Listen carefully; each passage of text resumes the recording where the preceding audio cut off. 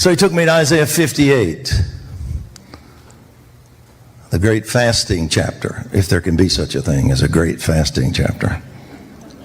If you like fasting, you're unique. Let me rephrase it. The chapter is great. The fasting is a pain. It's not great at all. You don't have to like it to do it, right?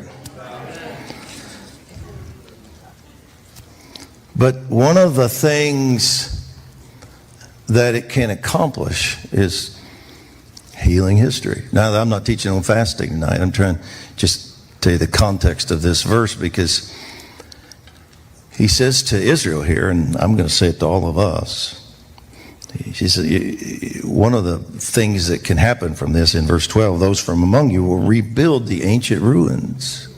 In other words, I don't want you to just bulldoze this stuff out of the way and start over. Sometimes you just have to do that. But where history is concerned and generations are concerned, he wants some things rebuilt. Because sometimes you can't get to your tomorrow destiny without yesterday. Where is the Lord God of Elijah? Maybe the power I need for today is found in my yesterday. Maybe if I want a double portion, I better connect with yesterday. Maybe if I don't want to curse on a generation, I have to connect with the fathers and the mothers. And maybe if I don't, Malachi said, a dislocation comes and curses flow through history, not blessing. So far, so good. Are you tracking with me? So he said, you'll rebuild the ancient ruins. You'll raise up the age-old foundations. That which is good, I don't want it bulldozed. I want you to reconnect and raise up. You'll be called the repairer of the breach. Another word for a dislocation would be a breach. History experiences breaches, and now life can't flow through that place because something happened there that cut off the blessing. You'll be called the repairer of the breach, the restorer of the streets in which to dwell. Then, as a practical application of this, one day this was many years ago, probably close to 2000, I was ministering at Christ for the Nations, and it's a Bible school in Dallas. It was referenced this morning as a part of Christ for the Nations at one point was it was one of the most significant centers for what God was doing in the earth, in all the earth. And a lot of the roots of it come from right here. We heard that this afternoon, Arkansas. But I was there ministering, and I was praying, Lord, get this place back to the fullness of why you created this place. So I felt like they'd lost some things. And I was doing it publicly because everybody knew that that was true. It's not like the place was in sin. It was just that what God had put in Gordon Lindsay's heart that he wanted to do there with the signs and the wonders and the prayer and just it had lost some of its strength. And so the Lord just said to me that morning, I want you to give your session to praying for that to be restored rather than just teach. And so I was up leading in prayer, and I heard the Lord say to me, I want you to agree in prayer with Gordon Lindsay. Well, he'd been dead for 30 years. And I said, I don't think we're supposed to try to communicate with the dead. I'm not sure I can do that. It must not be God. And it was one of those duh moments for me when the Lord said, well, his prayers aren't dead. I said, well, I knew that.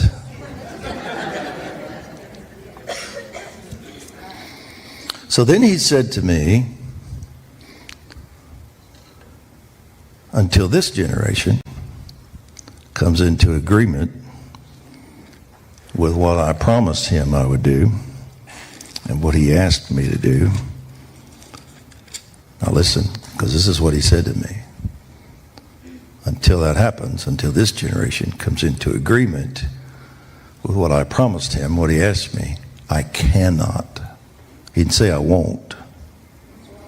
He said I cannot do what I promised him I would do.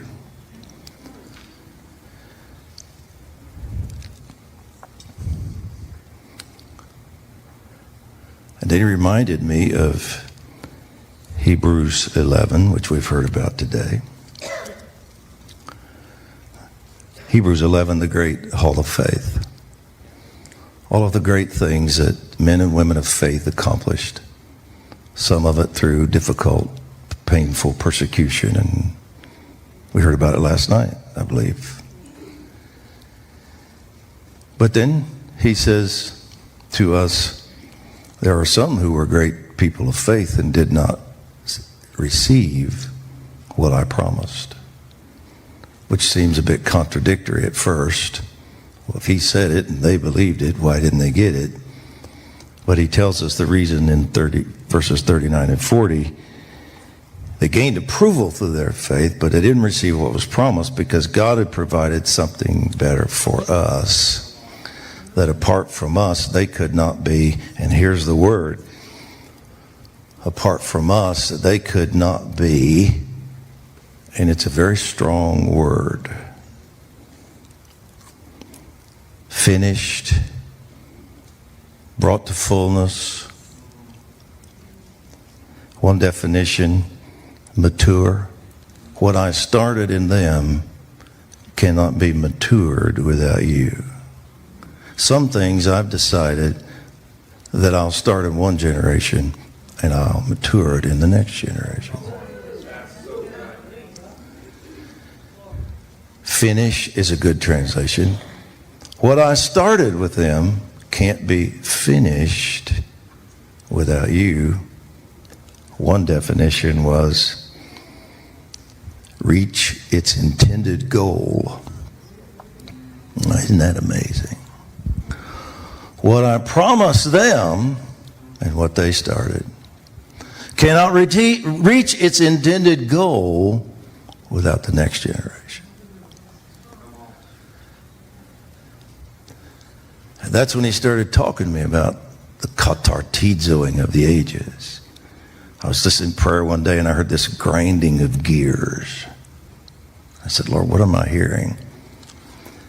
And he said, I'm letting you hear in the spirit realm. I'm giving you an example of what it would, using a sound to show me what was happening. He said, the ages are trying to connect, but like a gear shift, like the clutch is not working right. The gears are just trying to, the ages are trying to connect, and some things are going to have to happen so that the katartizoing can take place. That go over your head, you get that? Okay. I know I did that really quick. But he said to me, I can't do what I talked to this man about 30 years ago without agreement from this generation. I can't finish what I started.